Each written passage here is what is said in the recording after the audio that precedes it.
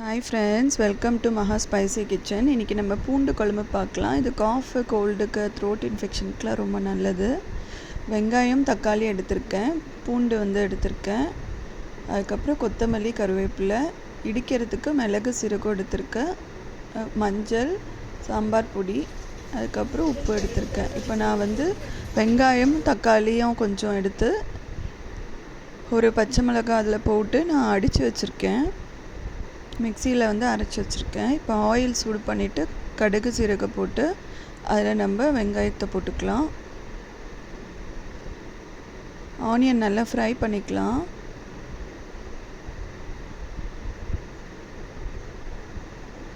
இது தொண்டை வலி, தொண்டை இன்ஃபெக்ஷனு இருக்குது, காஃப் இருக்குது, ட்ரை காஃப் இருக்குன்னா இந்த குழம்பு வச்சு சாப்பிடுங்க. நம்ம மிளகு எல்லாமே இடித்து போடுறதால ரொம்ப நல்லாயிருக்கும். பூண்டு இருக்கிறதால உங்களுக்கு அது ஆன்டி ஆக்சிடெண்ட் அதிகமாக இருக்குது. ஸோ ஹெல்த்துக்கு ரொம்ப நல்லது. அட்லீஸ்ட் மந்த்லி ஒன்ஸாவது இந்த குழம்பு வச்சு சாப்பிடுங்க.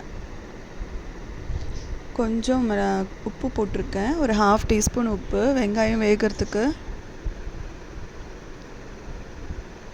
வெங்காயம் கலர் டர்ன் ஆகிடும்.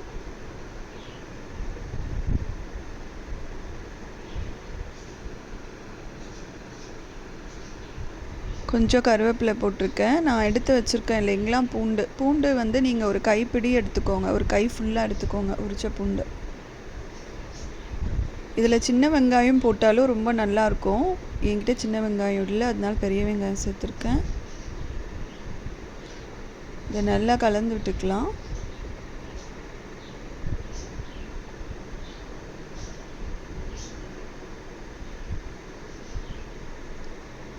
ஒரு 2 நிமிஷம் பூண்டும் வெங்காயம் எல்லாம் சேர்ந்து வேகட்டும். அப்புறம் இதில் ஒரு 1/2 டீஸ்பூன் மஞ்சத்தூள் போட்டிருக்கேன்.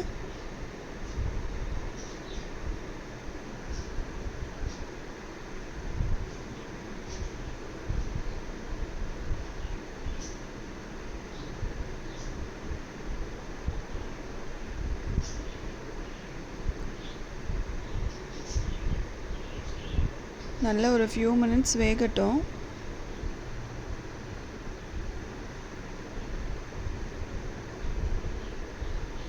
இதில் நம்ம மிளகு, சீரகம் தட்டிட்டு நல்லா பொடி பண்ணி சேர்க்குறோம். இதை மிக்சியில் அடிச்சியும் சேர்க்கலாம். ஆனால் நீங்கள் உரலில் இடித்து சேர்க்கும் போது தான் அந்த ஃப்ளேவர் ரொம்ப நல்லாயிருக்கும். அதை ட்ரை பண்ணுங்கள். இப்போ நான் அந்த அரைச்சி வச்சுருந்தேன் இல்லைங்களா, அதை நான் இதில் சேர்த்துட்டேன். வெங்காயம், தக்காளி விழுதியும் இதில் சேர்த்தாச்சு. இப்போ அந்த பச்சை வாசனை போகிற வரைக்கும் நம்ம கொதிக்க விட்டுக்கலாம். அது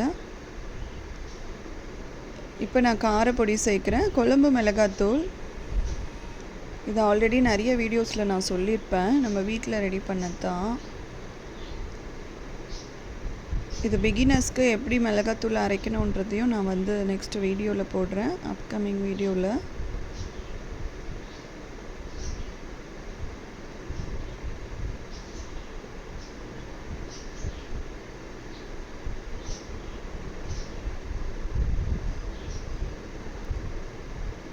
கொஞ்சம் அந்த எண்ணெய் மேலே மிதந்து வர வரைக்கும் கொஞ்சம் வேக விட்டுக்கலாம். இப்போ நான் புளி கரைச்சி வச்சுருக்கேன்.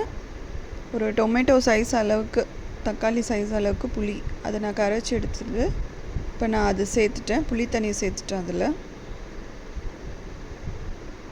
இப்போ நல்லா கிளறிடுங்க. மோஸ்ட்லி என்னோடய வீடியோஸ் எல்லாமே பிகினர்ஸ்க்காகவும், பேச்சுலராக இருக்காங்க இல்லையா, வேறு கண்ட்ரியில் போய் ஒர்க் பண்ணுறாங்க, அவங்களுக்கு அவுட் சைட் ஃபுட் தான் சாப்பிட்றாங்கன்னா அவங்க பார்த்து இதை கற்றுக்கலாம். இப்போ என்ன பண்ணலாம், மிளகு, சீரகத்தை நம்ம கொஞ்சம் உரலில் இடிச்சிட்டு நம்ம இதில் சேர்த்துக்கலாம். இதோட முடிஞ்சிருச்சு. நல்லா கொதிச்சிருச்சு. மிளகு, சீரகத்தூளை சேர்த்துக்கலாம். அதில் இந்த குழம்புக்கு இதுதான் நல்ல ஒரு டேஸ்ட் கொடுக்கும். நல்லா கொதித்து வந்தோடனே நமக்கு இப்போ பூண்டு குழம்பு ரெடி ஆகிடும் ஃப்ரெண்ட்ஸ்.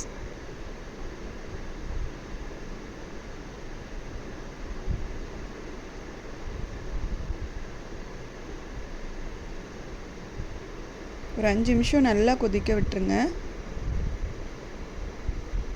மற்ற மற்ற டிஷ்லலாம் நம்ம மிளகு வந்து ஆஃப் பண்ணுறதுக்கு முன்னாடி சேர்ப்போம்.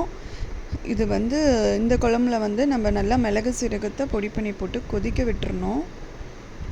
அப்போ தான் நமக்கு அந்த டேஸ்ட் கரெக்டாக வரும். நான் உப்பு சரி பார்த்தேன், உப்பு கொஞ்சம் தேவைப்படுது, அதனால இன்னும் கொஞ்சம் உப்பு போட்டிருக்கேன். முடிஞ்ச அளவுக்கு இதில் கல்லுப்பு சேர்க்க பாருங்கள், ஹெல்த் பெனிஃபிட்ஸ் நிறையவே இருக்கும். இதை நல்லா கொதிக்கணும். ஒரு செமி கிரேவி மாதிரி இது வரணும். அது வரைக்கும் இதை கொஞ்சம் நல்லாவே கொதிக்க விட்டுருங்க. ஒரு 5லேருந்து ஒரு 7 நிமிஷம் வரைக்கும் கொதிக்கட்டும். கொஞ்சம் கருவேப்பிலை சேர்த்துக்கிறேன் அந்த ஃப்ளேவருக்கு.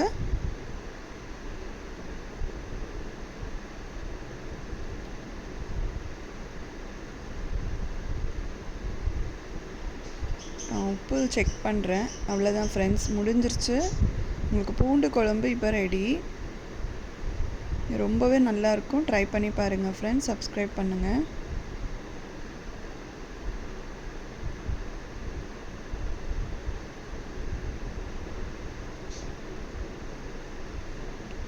செஞ்சு பார்த்துட்டு எனக்கு கமெண்ட் போடுங்க, உங்களுக்கு எப்படி வந்திருக்குன்ட்டு.